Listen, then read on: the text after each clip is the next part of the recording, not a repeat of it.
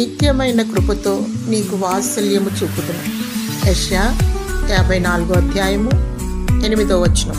మనము ఏమై ఉన్నామో కేవలము దేవుని కృపయై ఉన్నాము. విశ్వాసము ద్వారా కృపచేతనే రక్షింపబడి ఉన్నాం. అయ్యా, తండ్రి, అబ్బా అని పిలిచే అర్హత దేవుడు అనుగ్రహించాడు.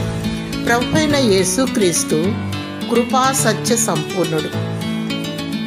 నీకు కృప వెంబడి కృపను అనుగ్రహించును. నీ పట్ల దేవుని కృప అధికమవును.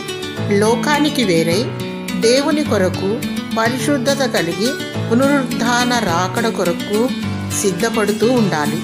అనాది కాల సంకల్పము చొప్పున జగత్పునాది వేయబడక ముందే దేవుడు నిన్ను ఏర్పరచుకున్నాడని ఎరిగి బహునిష్టగా దేవునికి ఇష్టంగా జీవించాలి.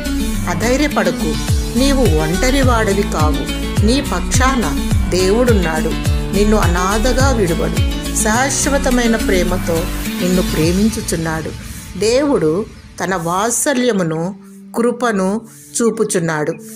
ఆయన నీ పట్ల ఆయన ఒక్కరే నమ్మదగిన దేవుడు. తన వాగ్దానమును నీ పట్ల నెరవేర్చును.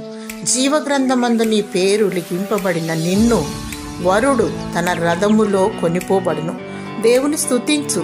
దేవుని కృప నీకు తోడయుండును గాక. ఆమేన్.